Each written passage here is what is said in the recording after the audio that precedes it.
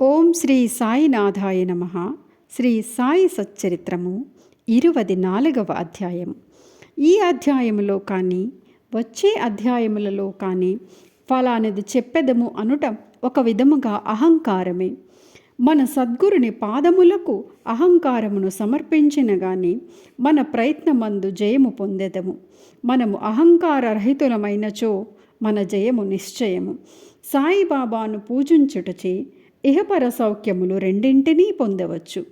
మన మూల ప్రకృతి యందు పాతుకొని శాంతి సౌఖ్యములను పొందెదము. కాబట్టి ఎవరైతే తమ క్షేమమును కోరెదరో వారు గౌరవాదరములతో సాయిబాబా లీలలను వినవలను, మననము చేయవలను. దీనిని నెరవేర్చినచో వారు సులభముగా జీవిత పరమావధిని పొందెదరు, తుదకు మోక్షానందము పొందెదరు. సాధారణంగా అందరూ హాస్యము, చమత్కార భాషణమన్నా ఇష్టపడెదరు, కానీ హాస్యాస్పదులగుటకు ఇష్టపడరు. కానీ బాబా చమత్కార మార్గము వేరు. అది అభినయముతో కూడినప్పుడు చాలా సంతోషదాయకముగా, నీతిదాయకముగా ఉండేది. కావున ప్రజలు తాము వెక్కిరింత పాలైనప్పటికీ అంతగా బాధపడేవారు కాదు. హేమాడ్ పంత్ తన విషయమునే ఈ విధముగా తెలుపుచున్నారు. శనగల కథ. షిరిడీలో ఆదివారం నాడు సంత జరిగేది. చుట్టుపక్కల పల్లెల నుండి ప్రజలు వచ్చి వీధులలో దుకాణములు వేసుకొని వారి సరుకులు అమ్ముచుండెడివారు. ప్రతిరోజు మధ్యాహ్నం 12 గంటలకు మసీదు నిండుచుండెను. ముఖ్యముగా ఆదివారం నాడు కిక్కిరెసిపోవుచుండెను. ఒక ఆదివారం నాడు హేమాడ్ పంతు సాయిబాబా ముందు కూర్చుని బాబా పాదములు ఒత్తుచు మనస్సునందు జపము చేయుచుండెను. బాబా ఎడమవైపు శ్యామ, కుడివైపు వామనరావు ఉండిరి. శ్రీమాన్ బూటి, కాకాసాహెబ్ దీక్షిత్ మొదలగు వారు కూడా ఉండిరి. శ్యామ నవ్వుచు అన్నాసాహెబ్తో, నీ కోటుకు శనగ గింజ అంటినట్లున్నది చూడుము అనెను. అట్లనుచు హేమాడ్ పంత్ చొక్కా చేతులను తట్టగా శనగ గింజలు నేలరాలెను. హేమాడ్ పంత్ తన చొక్కా ఎడమ చేతి ముందు భాగమును చాచెను. అందరికీ ఆశ్చర్యము కలుగునట్లు కొన్ని శనగ గింజలు కిందికి దొర్లుట ప్రారంభించెను. అక్కడున్నవారు వానిని ఏరుకొనిరి. ఈ సంఘటన హాస్యమునకు తావెచ్చెను. అక్కడున్న వారందరూ ఆశ్చర్యపడిరి. ఎవరికి తోచినట్లు వారు శనగలు చొక్కా చేతిలో నెట్లు ప్రవేశించిండును అని ఊహనారంభించినారు. శనగలు చొక్కాలో ఎట్లు దూరి అచట నిలువగలిగినవో హేమాడ్ పంత్ కూడా గ్రహించలేకుండెను. ఎవ్వరికీ సరైన సమాధానము తోచక జవాబు ఇవ్వనప్పుడు అందరూ ఈ అద్భుతమునకు ఆశ్చర్యపడుచుండగా బాబా ఇట్లు చెప్పెను. వీనికి తానొక్కడే తిను దుర్గుణమొకటి కలదు. ఈనాడు సంత రోజు శనగలు తినుచూ ఇక్కడికి వచ్చినాడు. వాని నైజము నాకు తెలియను. ఈ శనగలే దానికి నిదర్శనము. ఈ విషయంలో ఆశ్చర్యమేమున్నది అనిరి. అప్పుడు హేమాడ్ పంత్, బాబా, నేనెప్పుడూ ఒంటరిగా తిని ఎరుగను. అయితే ఈ దుర్గణము నా వైపేలా మోపెదవు. ఈనాటికి ఎన్నడూనూ షిరిడీలోని సంతను నేను చూసి ఉండలేదు. ఈ దినము కూడా నేను సంతకు పోలేదు. అట్లయినచో నేను శనగలను ఎట్లు కొనియుంటిని? నేను కొననప్పుడు నేనెట్లు తినియుందును? నా దగ్గర ఉన్నవారికి పెట్టకుండా నేనెప్పుడు ఏమీయూ తిని ఎరుగను అని చెప్పెను. అప్పుడు బాబా, అవును, అది నిజమే. దగ్గరున్న వారికి ఇచ్చేదవు. ఎవరు దగ్గర లేనప్పుడు నీవు కానీ నేను కానీ ఏమి చేయగలము?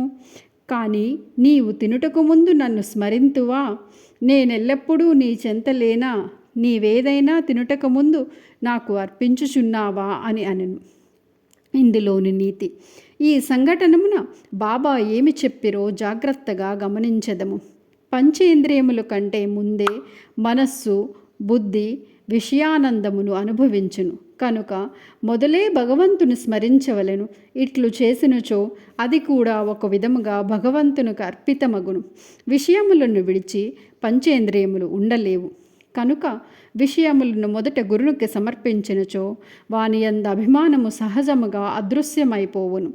ఈ విధముగా కామము, క్రోధము, లోభము మొదలగు వాని గూర్చిన వృత్తులలో మొట్టమొదట గురునికి అర్పించవలెను. ఈ అభ్యాసమును ఆచరించినచో దేవుడు వృత్తులన్నయూ నిర్మూలమునగుటకు సహాయపడును. విషయములను అనుభవించు ముందు బాబా మన చెంతనే ఉన్నట్లు భావించినచో ఆ వస్తువును అనుభవించవచ్చునా లేదా అను ప్రశ్న ఏర్పడను. ఏది అనుభవించుటకు తగదో దానిని విడిచిపెట్టదము. ఈ విధముగా మన దుర్గుణములన్నీ నిష్క్రమించును, మన శీలము చక్కబడును, గురువునందు ప్రేమ వృద్ధి పొందును, శుద్ధ జ్ఞానము మొలకెత్తును. ఈ జ్ఞానము వృద్ధి పొందినప్పుడు దేహబుద్ధి నశించి బుద్ధి చైతన్యము ఘనముగా లీనమగును. అప్పుడే మనకు ఆనందము సంతృప్తి కలుగును. గురువునకు దేవునకు ఎవరు భేదమునెంచెదరో వారు దైవమునెచ్చటనూ చూడలేరు. భేదములన్నిటికంటే పక్కకు తోసి గురువును దేవుని ఒక్కటిగా భావించవలెను. ఈ ప్రకారముగా గురుని సేవించినచో భగవంతుడు నిశ్చయముగా ప్రీతి చెందును. మన మనస్సులను స్వచ్ఛము చేసి ఆత్మ సాక్షాత్కారము ప్రసాదించును.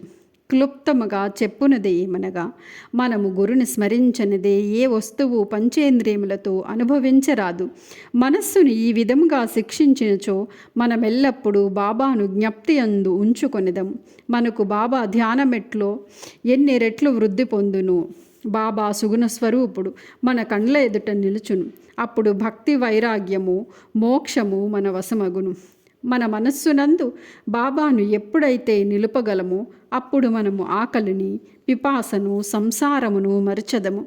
ప్రపంచ సుఖములందు గల అభిలాష నశించి మనస్సు శాంతిని, ఆనందమును పొందును. సుధాముని కథ. పై కథ చెప్పుచున్నప్పుడే హేమాడ్ పంత్కు సుధాముని కథ జ్ఞప్తికి వచ్చెను. అందులో కూడా ఇదే నీతియున్నది కనుక దానిని ఇక్కడ చెప్పుచున్నాము.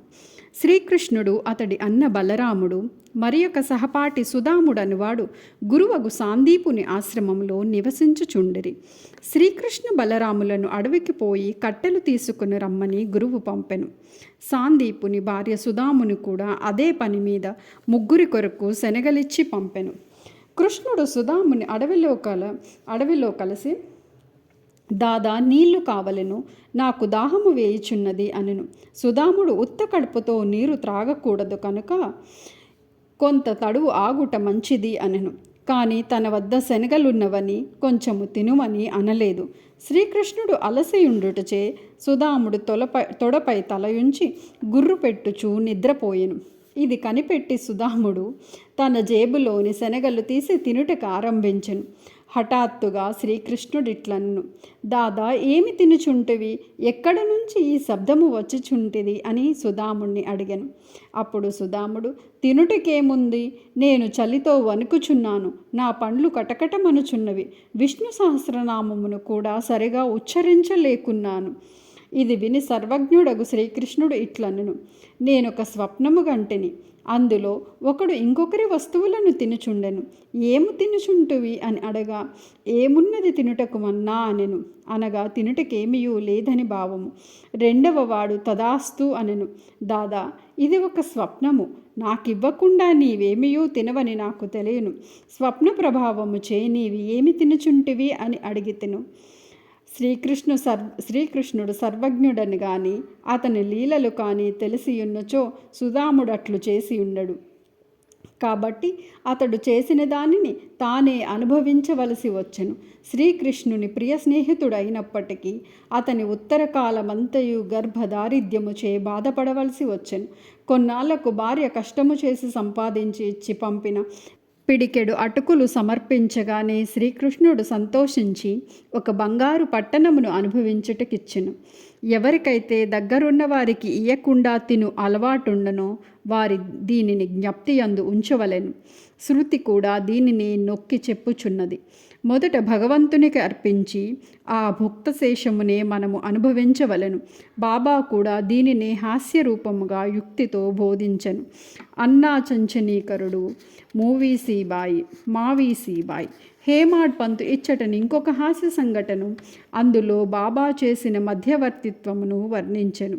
దామోదర్ ఘనశ్యామ్ బాబరే ఉరఫ్ అన్నా చించనీకర్ అను భక్తుడొకడు కలడు. అతడు సరళుడు, మోటువాడు, ముక్కుసూటిగా మాట్లాడువాడు, ఎవరిని లక్ష్య పెట్టేవాడు కాదు, ఉన్నది ఉన్నట్లు చెప్పేవాడు. ఎప్పటిదప్పుడే తేల్చువాడు.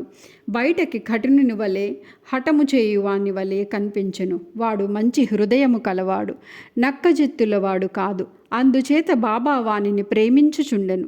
అందరూ సేవ చేయునట్లే అతడు కూడా మధ్యాహ్నము బాబా ఎడమ చేతిని తోముచుండెను. కుడువు వైపున ఒక ముసలి వితంతువు వేణుబాయి కౌజల్గి అను నామి ఉండెను. ఆమెను బాబా అమ్మ అని పిలిచేవారు. ఇతరులు మావీసీ బాయి అని పిలిచెడివారు. ఆమె కూడా బాబాను సేవించుచుండెను. ఈమెది స్వచ్ఛమైన హృదయం. ఆమె బాబా నడుమును, మొలను, వీపును తన 2 చేతులతో వ్రేళ్ళు అల్లి దానితో నొక్కుచుండెను. ఆమె దీనిని అతి తీవ్రముగా చేయుచుండెను. బాబా వీపు, కడుపు కలిసిపోవునట్లు కనిపించుచుండెను. ఇంకొక పక్క అన్నా తోముచుండెను. మావీసీబాయి ముఖము క్రిందకు మీద కగుచుండెను. ఒకసారి ఆమె ముఖము అన్నా ముఖమునకు చాలా దగ్గరగా పోయెను. హాస్యమాడు నైజము గలదగుటచే ఆమె, ఓహో, అన్నా చెడ్డవాడు, నన్ను ముద్దు పెట్టుకొనుటకు యత్నించుచున్నాడు. ఇంత ముసలివాడైనప్పటికీ నన్ను ముద్దు పెట్టుకొనుటకు సిగ్గులేదా అనను. అన్నాకు కోపము వచ్చెను. చొక్కా చేతులు పైకెత్తి అతడిట్లను, నేను ముసలవాడును, దుర్మార్గుడను అనుచున్నావు. నేను వెర్రివాడనా? నీవే కలహమునకు కాలుదూవుచున్నావు. అక్కడున్న వారందరూ ఈ ముసలవాండ్ర కలహము చూసి నవ్వుచుండిరి. బాబా ఇద్దరిని సమానముగా ప్రేమించువారు కనుక ఇద్దరిని ఓదార్చవలనని తలచి ఈ క్రింది విధముగా నేర్పుతో సమాధానపరచిరి. బాబా ప్రేమతో, ఓ అన్న, ఎందుకు అనవసరముగా గోల చేయుచున్నావు? తల్లిని ముద్దు పెట్టుకొనుచో దానిలో అనౌచిత్యమేమి అనెను. బాబా మాటలు విని ఇద్దరూ సంతుష్టి చెందిరి. అందరూ సరదాగా నవ్విరి. బాబా చమత్కారమునకు హృదయానంద పూరితులైరి. బాబా నైజము, భక్తపరాయణ తత్వం. బాబా తన భక్తులకు వారి ఇష్టానుసారము సేవ చేయుటకు అనుమతించుచుండెను. దీనిలో ఇతరులు జోక్యము కలుగు చేసుకొనుటకు బాబాకు ఇష్టము లేదు. ఒక ఉదాహరణనిచ్చెదము. ఈ మావీసీబాయి ఇంకొకప్పుడు బాబా పొత్తి కడుపును తోముచుండెను. ఆమె ప్రయోగించు బలము చూసి ఇతర భక్తులు ఆతుర్తపడిరి. వారి ఇట్లనిరి, అమ్మ, కొంచెము మెల్లగా తోముము, బాబా కడుపులోని ప్రేవులు నరములు తెగిపోగలవు. ఇట్లనగానే బాబా వెంటనే లేచి కోపముతో సటకాను నేలపై కొట్టెను. వారి కండ్లు నిప్పు కణముల వలె ఎర్రబారెను. బాబాను చూచుటకు ఎవ్వరికి ధైర్యము లేకుండెను. బాబా సటకా చివర 2 చేతులతో పట్టుకొని పొత్తు కడుపులోకి గుచ్చుకొను. ఇంకొక చివరను స్తంభమును ఆనించెను. సటకా అంతయు పొత్తి కడుపులోకి దూరినట్లు కానవచ్చుచుండెను. కొద్దిసేపటికి పొత్తి కడుపు ప్రేవులను అనుకొనిరి. బాబా క్రమంగా స్తంభము వైపు పోవుచుండెను. కొందరు భయపడిరి. ఆశ్చర్యముతోనూ భయముతోనూ మాట్లాడలేక మూగవాండ్రి వలె నిలిచిరి. బాబా తన భక్తురాలి కొరకు ఈ కష్టమును అనుభవించిరి. తక్కిన భక్తులు ఆమె బాబాకు హాని లేకుండా తోమమనిరి. మంచి ఉద్దేశముతో వారు ఈ మాటలనిరి. దీనికి కూడా బాబా ఒప్పుకొనలేదు.